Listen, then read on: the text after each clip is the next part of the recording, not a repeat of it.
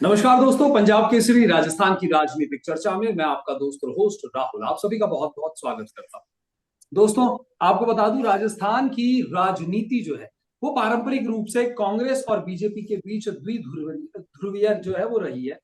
और यहां पर आपको बता दें, जो दोनों पार्टी हैं, चाहे हम बात करें कांग्रेस की या बीजेपी की, ये दोनों पार्टियां जो है वो राज्य की राजनीति पर हावी रहती है। हालांकि समय समय पर तीसरी ताकत के रूप में अलग अलग राजनीतिक दल और गठबंधन जो है वो उभरने की कोशिश करते रहे हैं।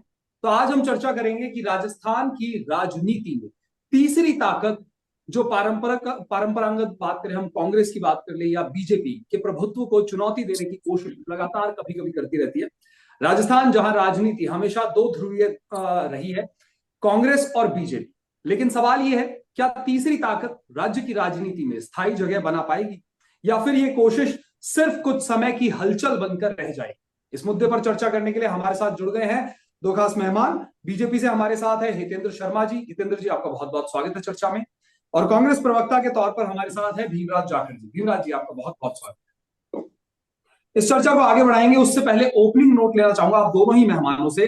तो सर, आज का हमारा मुद्दा है कि राजस्थान में तीसरी ताकत जो है उसका आखिर भविष्य क्या है? क्या कहेंगे हितेंद्र जी? सबसे पहले आपसे ओपनिंग।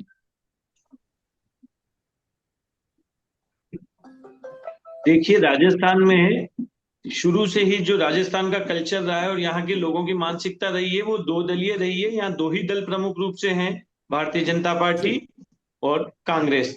समय समय पे क्षेत्रीय दल बनने की प्रयासरत रहे हैं, कई लोगों ने प्रयास किया है, कुछ क्षणिक सफलता तात्कालिक परिस्थितियों के चलते कुछ एकाध सीट पे किसी को मिली भी होगी, मगर लंबे समय तक यहाँ पे दूसरे तीसरे दल के लिए यहाँ पे स्थान नहीं है।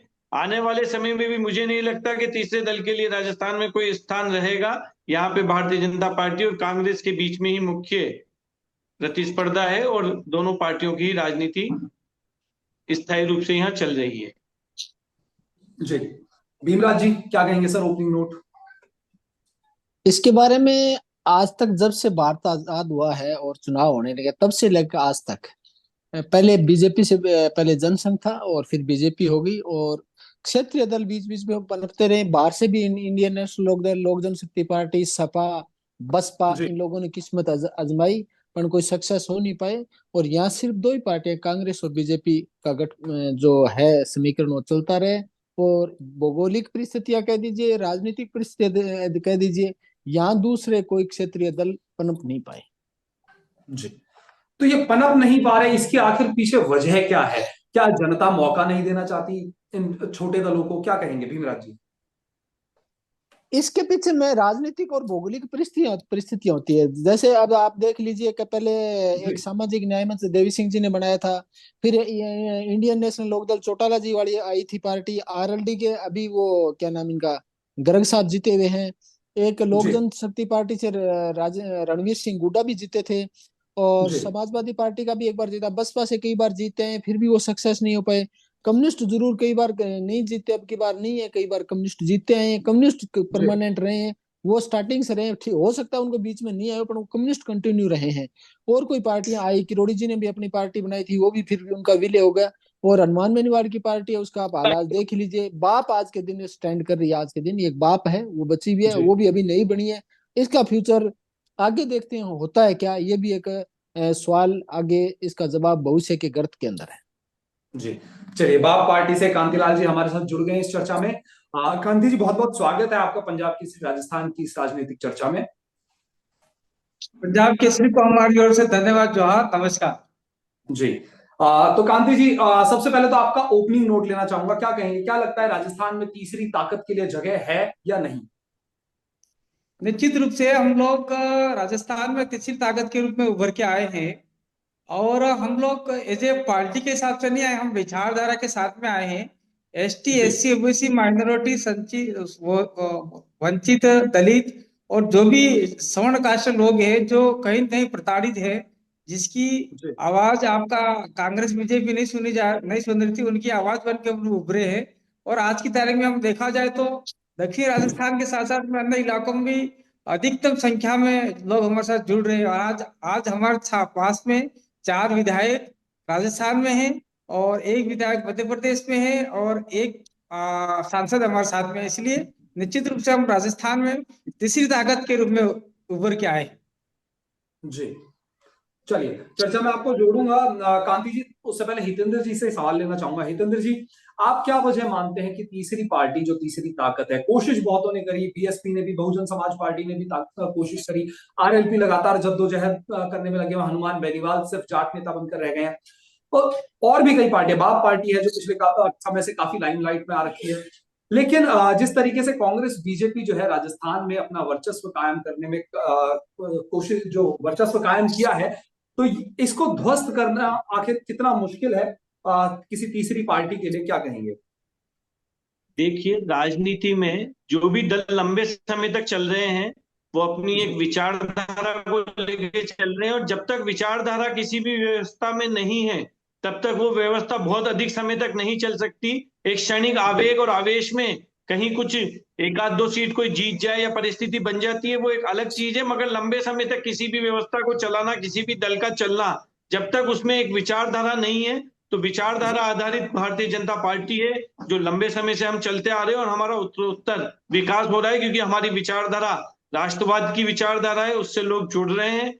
और अन्य दल जो क्षणिक आवेश में एक जाति विशेष को लेके या कोई परिस्थितियां, क्षेत्रीय भौगोलिक परिस्थितियों से बनते हैं, वो कुछ समय में ही स्वतः ही समाप्त हो जाते हैं।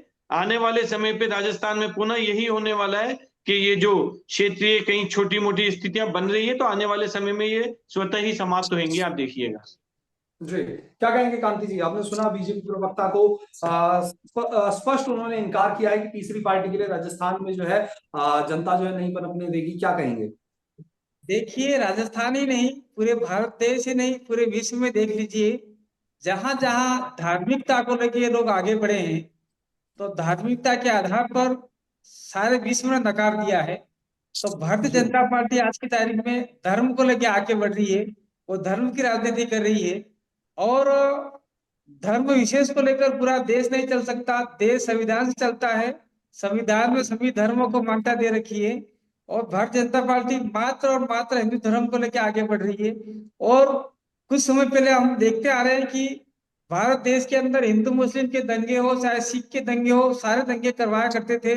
आज की तारीख में आदिवासी इलाके में आपका मुस्लिमों का जो लव जिहाद छेड़ जी, रखा है, वो भी हम देखने में मिले। और वो कह रहे हैं राष्ट्रवाद की बात कर रहे हैं, लेकिन हम लोग हमारी विचारधारा को लेकर चल रहे हैं, हम प्रकृतिवादी विचारधारा को लेकर चल रहे हैं।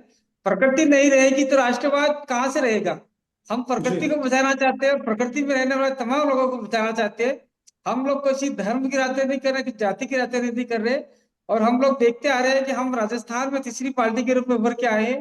पहली बार में हमारे 3 विधायक जीते और हम अच्छे खासे वोट लाए, 3 4 5 6 जगह हम लोग सेकंड पोजीशन पे रहे।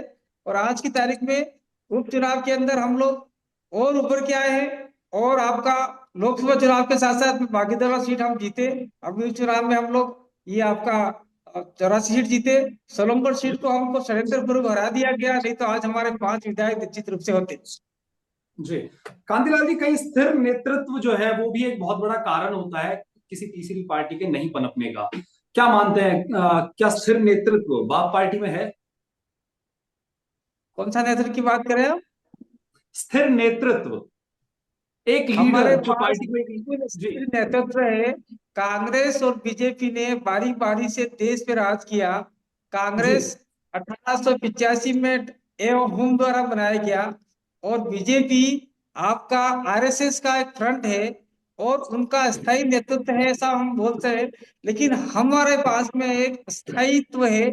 और जिस प्रकार से अंतर्राष्ट्रीय स्तर पर जिस प्रकार से चयन होता है, उसी जी, प्रकार से हमारे पाप बीएपी में चयन होता है। और हम लोग प्रकृतिवाद को लेकर चल रहे हैं, धर्मवाद जातिवाद को हम लोग कतई लेके नहीं चल रहे हैं।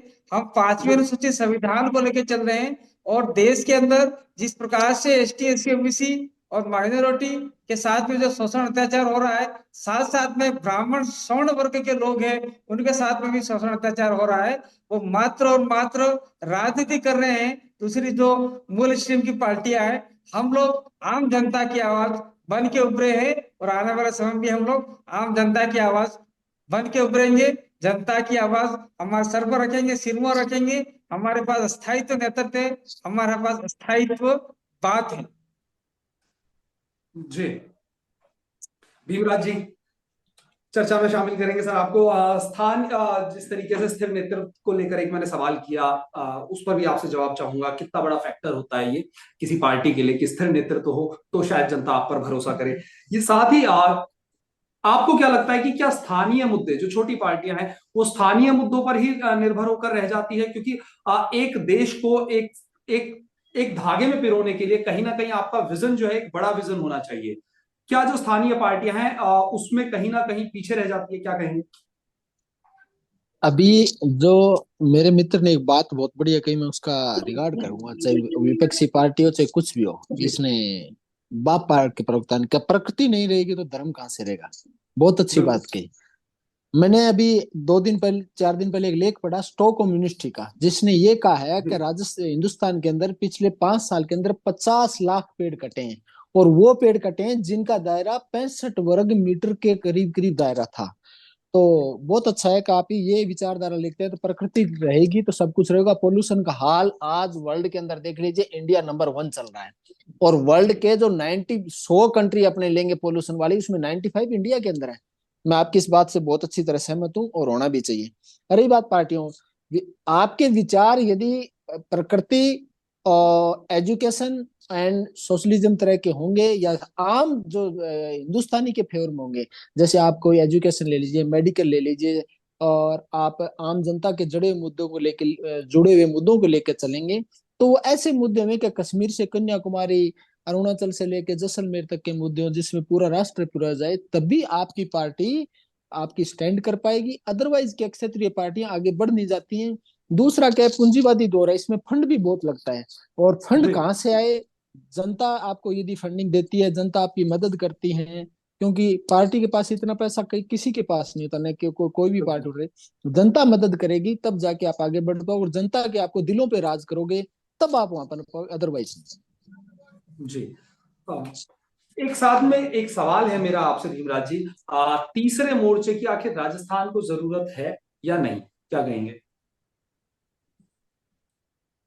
ये सवाल तो कोई राजनीतिक विश्लेषज्ञ से पूछ लेते ना, तो वो आपको अच्छी तरह बताते हैं। इस सवाल के जी बारे में कुछ नहीं, बट मैं इतना कहना चाहता हूँ कि जो भी पार्टी है, मैं अभी आपके सामने पढ़ रहा हूँ, अभी 1952 का अखिल भारतीय रामराज परिषद भी थी, उस टाइम सोशलिस्ट पार्टी थी, भारतीय जनसंघ जी था, कृषि लोक पार्टी थी, अखिल भारतीय हिंदू महासभा भी थी, किसान मजदूर पार्टी, बिल्कुल। सब पार्टियां सब गौण होगी, कोई नहीं रहा।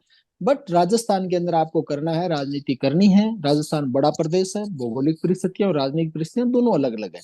तो इसके लिए जी आपको बड़ा संघर्ष और बड़ी तैयारी और बड़े विजन के साथ उतरोगे तभी कामयाब। अदरवाइज नहीं, यहाँ कांग्रेस और बीजेपी चलती है, यार कांग्रेस और बीजेपी चलेगी, क्योंकि आप अखिल भारतीय रामराज परिषद ले लो, या भारतीय जनसंघ ले लो, या हिंदू महासभा, सब बीजेपी में समाहित हो गए, और बीजेपी और जी कांग्रेस दो का चलता रहा पिछले 40 सालों से, यही देख रहे हैं हम लोग। तो इसलिए कहना चाहते हैं कि तीसरा मोर्चा राजस्थान में पनपने के अभी वर्तमान में आसार नहीं है। फ्यूचर में क्या होता है, क्या परिस्थितियां रहती है, क्या होता है, किसने सोचा था? आप इसको जेपी नारायण को पढ़ लीजिए, आप इसको अब्राहम लिंकन को पढ़ के देख लीजिए, जी जो हीरो बना था, सारे चुनाव आ रहे थे उसमें, और क्या एक लकड़ आ रहा था, कहाँ पहुंच गया, वर्ल्ड का टॉप राष्ट्रपति रहा, आज तक के इतिहास आप उठा के पढ़ोगे तो एक गरीब घर से निकला हुआ आदमी। तो उसके लिए संघर्ष चाहिए, बलिदान चाहिए, और ताकत चाहिए, और विचार और विजन दोनों चाहिए, तब जाके आप आगे बढ़ पाओगे, और तब आपको दुनिया सलामत हो गई। जी हितेंद्र जी, सुना आपने भीमराज जी को भी और कांतिलाल जी को भी आपने सुना। एक सवाल मेरा आपसे यहाँ ये है हितेंद्र जी, बीजेपी हो चाहे कांग्रेस हो, दोनों बड़ी पार्टियां हैं, नेशनल पार्टियां हैं, छोटे दलों की कितनी जरूरत इन्हें पड़ती है? देखिए, सबसे पहले तो मैं कांतिलाल जी ने हमारे पे कुछ सवाल खड़े किए हैं, उनका जवाब देना चाहूंगा, उसके बाद आपके सवाल का जवाब दूंगा। जी उन्होंने बार बार हम पे आरोप लगाया है कि हम धार्मिक ध्रुवीकरण करते हैं, हिंदूवाद को प्रोटेक्ट करते हैं। तो इस देश में हिंदुत्व को लेके इतनी ज्यादा हा उल्लाह, या हिंदुत्व से इतनी ज्यादा घृणा का वातावरण बनाने के एक विपक्ष प्रयास करता है, जो कि सही नहीं है। हम लोगों ने जी कहीं धार्मिक उन्माद या धार्मिक राजनीति नहीं करी। सरकार अगर घर बना रही है तो वो सबके लिए बना रही है, वो हिंदू को भी मिल रहा है, मुसलमान को भी मिल रहा है, वो सभी लोगों को मिल रहा है, सिख को भी मिल रहा है, जैन को भी मिल रहा है, बौद्ध को भी, जो उस पात्रता में आ रहे हैं सबको मिल रहा है। सरकारी सुविधाओं का अगर अनाज मिल रहा है तो वो सबको मिल रहा है। तो हम लोगों ने सबको साथ लेके, सबका साथ और सबके विकास को लेके राजनीति करी है। एक धर्म, जी जाति, वर्ग व भाषा, इसकी राजनीति भारतीय जनता पार्टी नहीं करती, हम 36 कौम की राजनीति करते हैं। दूसरी बात, जो तीसरे फ्रंट या तीसरे मोर्चे की आप बात कर रहे हैं, तो राजस्थान में वर्तमान राजनीतिक परिप्रेक्ष्य में तीसरे मोर्चे के लिए कहीं मुझे अभी कोई स्थान नहीं दिखता। भविष्य में क्या होगा इसका कोई नहीं बता सकता, क्योंकि मैं भविष्य वक्ता नहीं हूं। मगर वर्तमान परिस्थितियों में यहाँ पे भाजपा और कांग्रेस दो ही दल हैं। मगर जिस तरीके से हमारी सरकार काम कर रही है, माननीय मुख्यमंत्री जी के नेतृत्व में नए कीर्तिमान गढ़े जा रहे हैं, तो मुझे लगता है आने वाले समय पे यहाँ पे भारतीय जनता पार्टी का जनाधार और ज्यादा बढ़ेगा। और जिस तरह से उपचुनाव में अन्य दलों की स्थिति हुई है, वैसी ही स्थिति कमोबेश आम चुनाव में भी रहेगी। जी, क्या कहेंगे भीमराज जी? आपने सुना हितेंद्र जी को, उनका मानना है कि आने वाले समय में जो है जिस तरीके से बीजेपी काम कर रही है, आने वाले समय में कांग्रेस को और भारी नुकसान जो है वो उठाने पड़ेंगे। क्या कहेंगे? मेरे मित्र ने कहा कि हम 36 कौम की बात करते हैं और हर धर्म की बात करते हैं। बहुत अच्छी बात की इन्होंने, पर वीरेंद्र जी ये भूल गए थे कि इनके एक सांसद विदुड़ी जी संसद के अंदर कहते हैं एक मुस्लिम चुने हुए सांसद जनप्रतिनिधि ओ कट्या ओ मुल्ला। ये कौन थे? क्या आपके एक वर्मा सांसद है दिल्ली से, जो उन्होंने कहा था गोली मारो सालों को, तो क्या वो आपके नहीं थे? तब ये कौन सी बातें थी? और जी, क्या ये चुने हुए जनप्रतिनिधि कह सकते हैं कि एक आदमी 10-10 बच्चे पैदा करे? अभी आपकी चुनी हुई सरकार के मंत्री ने कहा है। तो हम कहना चाहते हैं यदि हो, और धर्म की राजनीति नहीं, आप पहले एजुकेशन को चुनिए, स्वास्थ्य को चुनिए, तो तब आप आगे बढ़ो। विकास की पहली सीढ़ी शिक्षा है, धर्म नहीं है। धर्म सेकेंडरी है। शिक्षा होगी तो देश का, समाज का, परिवार का, सबका विकास होता है।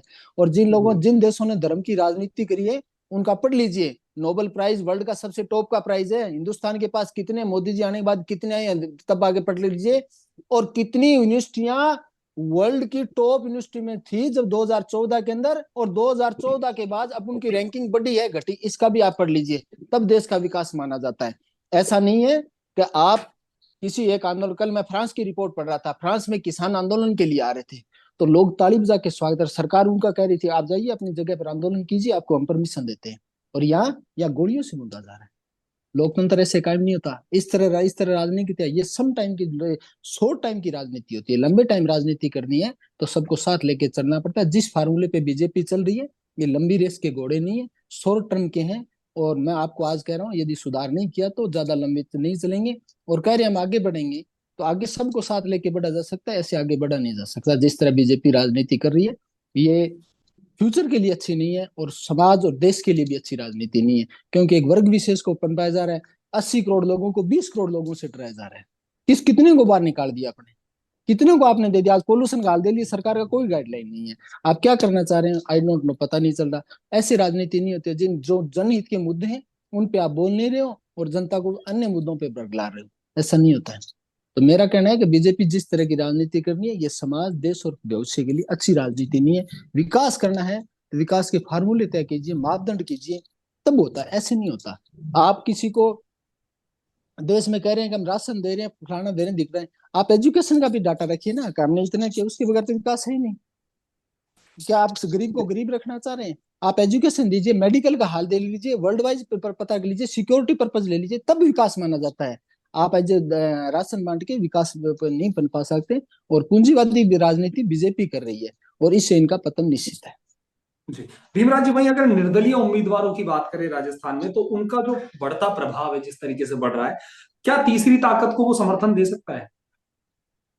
देखो, निर्दलीयों का सवाल ये होता है कि कोई भी राजनीतिक दल, इसके अंदर सब पार्टियां शामिल है, चाहे बीजेपी हो, कांग्रेस हो, जी, बाप पार्टी हो, कुछ भी हो, जो आदमी टिकट मांगता है, जिसको टिकट नहीं मिल पाती है, वो उन पार्टियों से बागी होके, और अपना जन आधार होता है, वो जन आधार वाले नेता जीतता है, तो वो निर्दलीय होता है। अब रहा निर्दलीय का सवाल, किसको समर्थन?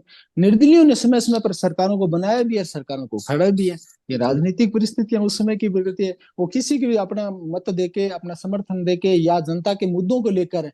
अब आपने देखा होगा कि जब किस 3 काले कानून आए थे, अकाली दल छोड़ के चले गए थे।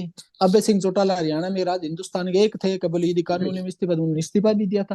तो होते हैं, निर्दलीय का एक अहम भूमिका होती है। कई बार 4-5 निर्दलीय तो सरकार बनाने में अहम भूमिका भी निभाते हैं। पहले अपने शशि दत्ता निर्दलीय जीती थी, वो विधि मंत्री बनी थी भैरव सिंह जी की सरकार के अंदर।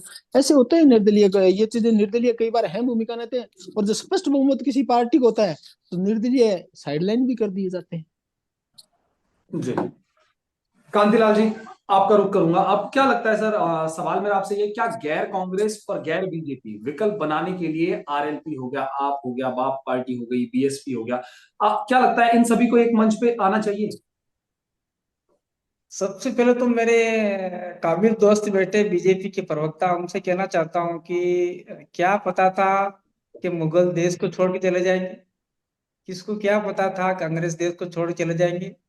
एक क्रांति फूटी, आंदोलन हुआ, और राजस्थान के अंदर जिस प्रकार से बारी बारी से राज आता है, उससे युवाओं में एक क्रांति है। और दक्षिण राजस्थान का जो इलाका है, जिसमें आदिवासियों में एक प्रकार का जो अ, जी असंतोष पनपा है, जहां पे आदिवासियों को विस्थापित किया जा रहा है, जल जंगल जमीन से हटाया जा रहा है। आज पूरे इलाके में राजस्थान का जो दक्षिणी इलाका, उसमें स्पेशल प्रोविजन दे रखे हैं भारत के संविधान के अंदर, 5वीं सूची के अंतर्गत। लेकिन आज देखा जाए तो सलूमपुर के अंदर सोने की खदान मिली है, बांसवाड़ा के अंदर सोने की खदान मिली है, उससे पूर्व उदयपुर के अंदर जावर माइंस के अंदर खदान मिली है। उसमें सारा खनन हो रहा है। आज सलूमपुर के अंदर आदिवासी भी स्थापित होंगे, बांसवाड़ा के अंदर आदिवासी स्थापित होंगे, डैम बने, रोड बने, सड़कें बनी, कारखाने बनी, जिसमें आदिवासी भी स्थापित हुआ। आज तक जमीन का एक टुकड़ा भी नहीं मिला। इसलिए लोग बहुत तपा खपा है आज की तारीख में। इसलिए हम लोग कहते हैं कि हम अपनी विचारधारा के साथ में सशक्त हैं, मजबूत हैं। और निश्चित रूप से हम लोग कांग्रेस और बीजेपी से हमारा कोई द्वेष भावना नहीं है। अगर ये लोग हमारी समस्याओं को समझकर जी हमें हमारा अधिकार दे देते, तो हम लोग तीसरे फ्रंट के रूप में कभी नहीं उभरते। हम कांग्रेस को भी वोट देते आए, बीजेपी को वोट देते आए समस्या पर। हमने सबका राज देखा है, लेकिन हमने देखा कि हमारा कोई नहीं आज की तारीख में। आज हमारे बहुत सारे आदिवासी, पूरे देश में आदिवासी प्रताड़ित है। मणिपुर देख लो, झारखंड देख लो, छत्तीसगढ़ देख लो, मध्य प्रदेश देख लो, उड़ीसा देख लो, और आपका नॉर्थ ईस्ट राज्य जी देख लो। वहां पर कहीं न कहीं धर्म के नाम पर, विकास के नाम पर, डेमो के नाम पर, और न जाने फैक्ट्री और कंपनियों के नाम पर आदिवासियों को विस्थापित किया जा रहा है। और आपका हसदेव अभ्यारण्य में हजारों पेड़ पौधे उखाड़ दिए गए। आज की तारीख में जी आदिवासी की फसलें नष्ट कर दी गई। जी, इसीलिए हम लोग एक सेकेंड। निश्चित रूप से आ रहा हूँ भीमराज जी, आपके पास ही आ रहा हूं। जी इसीलिए हम लोग निश्चित रूप से हम अपना काम कर रहे हैं। और सरकार चाहती है कि आदिवासियों को भला चाहती है, तो आज नरेंद्र मोदी जी को हम लोगों ने वोट दिया। नरेंद्र मोदी जी हमारा विकास चाहते तो कर सकते थे, लेकिन नहीं किया। और आज की जी तारीख में भजनलाल जी भी 1 साल हो गया लेकिन काम नहीं कर रहे। इसलिए हम जी तीसरे प्रण के रूप में उभरे हैं, और आगे चलते रहेंगे। हमको कोई पछाड़ने वाला नहीं है। और निश्चित रूप से हम लोग दूसरे दल हैं, जैसे आरएलपी हो गया और अन्य दल हो गए, जो बीजेपी से निकल के आए हैं, और जो जी धर्म की राजनीति से निकल के आए, उसके साथ में हमारा कोई गठबंधन नहीं होगा। जो जी, आपका धर्मनिरपेक्ष होगा और प्रगतिशील लोग होंगे, उसके साथ में हम लोग मिलकर काम करेंगे। चलिए चलिए, भीमराज जी कुछ कहना चाह रहे हैं, जल्दी से अपनी बात रखिए सर, फिर एक सवाल लूंगा, फिर मैं क्लोजिंग। इन्होंने हसदेव का जिक्र किया था, मैं बिल्कुल इनकी बात से सहमत हूँ। 75,000 हेक्टर भूमि अडानी को दी गई है, और आदिवासियों को पुलिस की के दमन से उनको बेदखल किया जा रहा है, और लाठी और गोली और बंदूक से उनको बेदखल किया जा रहा है। आखिर आप किधर लेके जा रहे हो? बिरसा मुंडा ने एक बात बिल्कुल सही कही थी कि प्रकृति ने आपको सब हथियार दिए हैं, आप अपने हक और अधिकार के लिए लड़ते रहिए, तब आप बच पाओगे, अदरवाइज नहीं। जी जी। चलिए हितेंद्र जी, एक आखिरी सवाल है आप तीनों ही मेहमानों से, उसके बाद क्लोजिंग नोट लूंगा। क्या लगता है तीसरी ताकत जो है वो राजस्थान में सिर्फ एक सत्ता का खेल है, या जनता की असली समस्याओं का समाधान करने के लिए जो है वो तीसरी ताकत जो है वो उभरती है, या सिर्फ सत्ता का ये एक खेल होता है? हितेंद्र जी। देखिए, राजनीति में वैकल्पिक राजनीति होना आवश्यक है। वैकल्पिक राजनीति, और राजनीति में जितने अधिक विकल्प होंगे जनता के पास, वो बहुत स्वच्छ लोकतंत्र के लिए एक बहुत अच्छी चीज है। मगर राजस्थान की भौगोलिक, सामाजिक जी और वैचारिक परिस्थितियों में अभी मुझे लगता है कि वर्तमान स्थिति में तीसरी ताकत के लिए यहाँ पे कोई अभी धरातल नहीं है। आने वाले भविष्य में क्या होगा, ये भविष्य के गर्भ में छुपा हुआ है, समय पे पता लगेगा। चलिए भीमराज जी, क्या कहेंगे, तीसरी ताकत सिर्फ सत्ता का खेल, या जनता की जो जनता है, लोकल जो लोग हैं, उनकी असली समस्याओं का समाधान करने के लिए उभरती है? क्या कहेंगे? मैंने आपको पहले कह दिया, तीसरी ताकत जब भी उभर पाएगी जब जनता के जनहित के मुद्दों को लेकर कोई व्यक्ति, कोई पार्टी और आगे बढ़ेगी और बड़ी विचारधारा के साथ चलेगी और सबको एक सूत्र में पिरो पाएगी, तभी संभव। अदरवाइज राजस्थान के आज के दिन नहीं है, कल क्या होगा, कल सुबह पता नहीं क्या होगा, उसका कुछ कहा नहीं जा सकता। कोई एक बड़ी चीज होती है, उससे आंदोलन खड़ा हो जाता है, पार्टियां निकलती आई है। बट आज के दिन ठीक है, कुछ पार्टियां कुछ एक एरिया तक सिमट के रह जाती है। बस यदि लंबा चलते हैं और लंबा खेलेंगे तो बिल्कुल हो सकता है, संभव, कुछ भी संभव है। इसके बारे में ऐसा नहीं कहा जाता कि असंभव है, कुछ भी संभव है।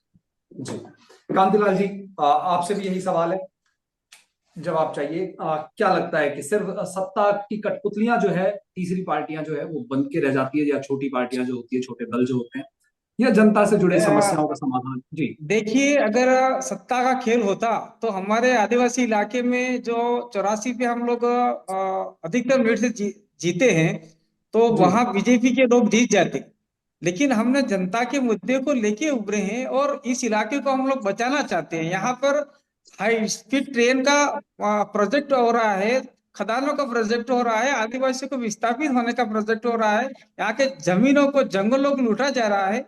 जनता के मुद्दे को हम लोग पनपा रहे हैं। यहाँ इसका मतलब ये नहीं है खाली आदिवासी यहाँ पर रहता है। यहाँ पे 70% आदिवासी, 75% आदिवासी है। उसके अलावा आपका जनरल है, ब्राह्मण है, जैन है, मुस्लिम है, ओबीसी है, एससी है, तमाम प्रकार के लोग रहते हैं। हम तमाम प्रकार के लोगों को साथ में लेके चल रहे हैं। और लोकतंत्र में कोई पार्टी किसी धर्म जाति को लेके नहीं चलती, सबको साथ में लेके चलती है। हमारे काफी दोस्त शायद कांग्रेस के प्रवक्ता है, मुझे नहीं पता, लेकिन उनको मैं कहना चाहता हूँ कि हम सबको साथ में लेके चल रहे हैं। और आने वाले समय में निश्चित रूप से हम लोग ये जो तीसरे फ्रंट का भविष्य की गर्त में हम कह रहे हैं, लेकिन हम लोग तीसरे फ्रंट नहीं, हम एक विचारधारा लेके चल रहे हैं। और विचारधारा कभी मरने नहीं दिया जाएगा। चाहे कल मुझे मार दिया जाए, मुझे दफना दिया जाए, मुझे जेल में डाल दिया जाए, लेकिन विचारधारा कभी नहीं मिलेगी। विचारधारा अनवरत चलती रहेगी। और विचारधारा के साथ में हमारे लोग जागरूक हो चुके हैं और आज की तारीख में विचारधारा के साथ में चल रहे हैं। सर एक सेकंड सर, इसीलिए बिरसा मुंडा आज भी जिंदा। चलिए, बहुत बहुत शुक्रिया आप तीनों ही मेहमानों के इस चर्चा में हमारे साथ जुड़ने के लिए। तो दोस्तों, राजस्थान में तीसरी ताकत बनने के प्रयास जो हैं वो कई बार हुए हैं, चाहे 1990 के दशक में बीएसपी का उभार हो, या हाल ही के सालों में आरएलपी का जाट समुदाय में बढ़ता प्रभाव और बाप पार्टी का बढ़ता क्षेत्र। तो वहीं अब आम आदमी पार्टी भी राज्य में अपने कदम जो है वो जमाने की लगातार कोशिश कर रही है। राजस्थान की राजनीति, तीसरी ताकत का भविष्य काफी हद तक जनता पर निर्भर करता है। क्या जनता तीसरे विकल्प को अपनाने का जोखिम उठाएगी, या फिर दो परंपरागत दलों के बीच संतुलन बनाए रखेगी, या फिर ये पार्टियां कांग्रेस बीजेपी के मजबूत किले को तोड़ने में सक्षम हो पाएगी? ये देखना बड़ा ही दिलचस्प होगा। आपकी इस पूरे मुद्दे पर क्या कुछ राय है, हमें कमेंट सेक्शन में जरूर बताएं। फिलहाल के लिए इस चर्चा में इतना ही। मुझे और हमारे तीनों मेहमानों को दीजिए इजाजत। नमस्कार।